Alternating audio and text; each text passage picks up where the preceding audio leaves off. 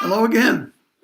We're now entering the third week of the course, which means at the end of that, we'll be 60% done.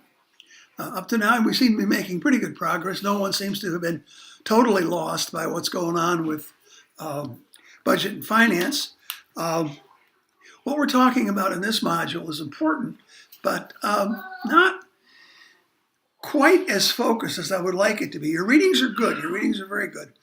But the fact that you're asked to deal with policy, policy is fine. There's nothing wrong with policy. But just remember that there's policy that deals with personnel. There's policy that deals with your clients. There's policy that deals with the relationship with your various funding sources. That's where you start to slide into finance. And then there are the other ones that deal all with finance. Our main concern, as you probably have already figured out, we are basically looking at those policies that relate strictly to finance. And if you do choose later on to do a comparative study of systems, like you look at Virginia, which is more central, Maryland more decentralized, you would find a situation where the policies read a little differently for each one. When you get into doing your readings in Module 3, you're going to be asked to look at some American Association of Community College material, and that's fine.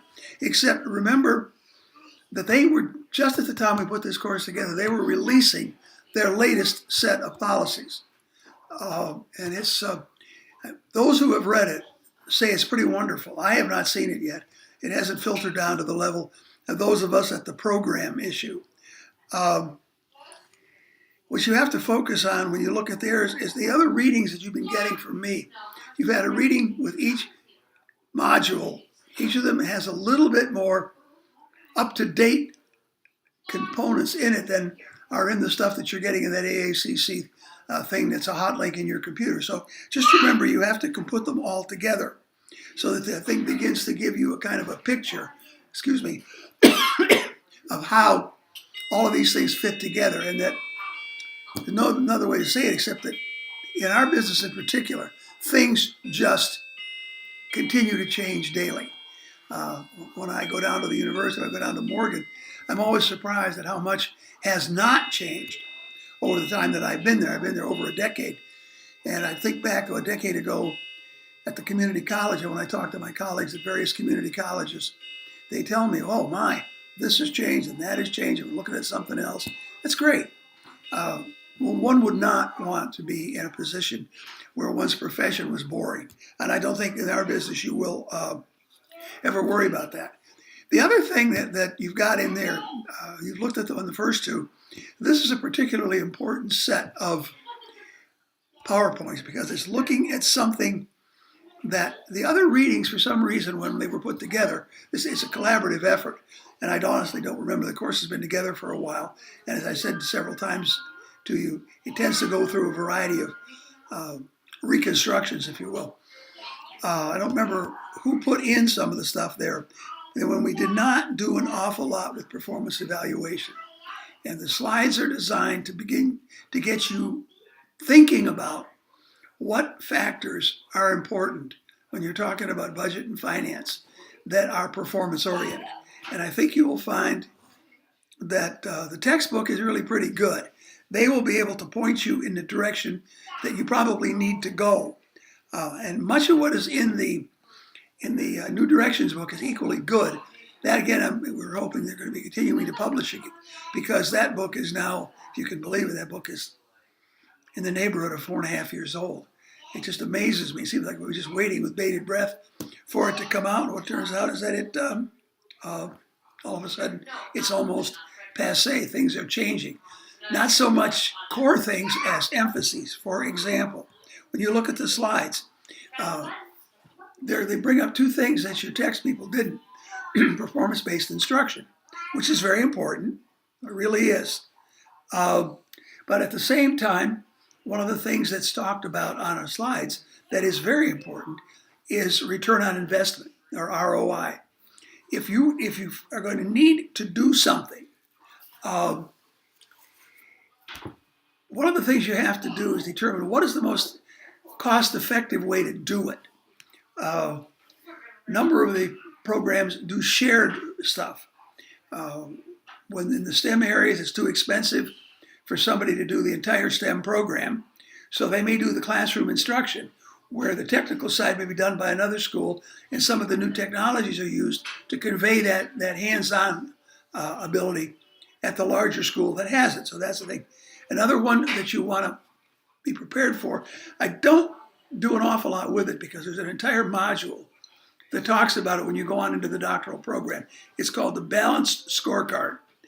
What that amounts to is very simple. It's just, like I said, it's a balance. The scorecard is composed of a variety of elements that you determine are important. And then you look at it, you project that there should be a certain level achieved. And when you look at it and you balance it, then you're happy. If you have certain areas that are not balanced, well, that's something you have to work on. I'm going to say a little bit about this. I'll say a little bit more in the next module about the fact that you're now should be beginning to think about the final synthesis project.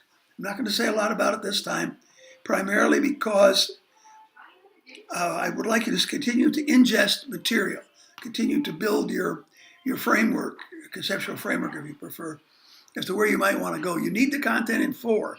3, definitely, you need the content in 4 before you start to put it all together and take your own personal psychological ownership of it. So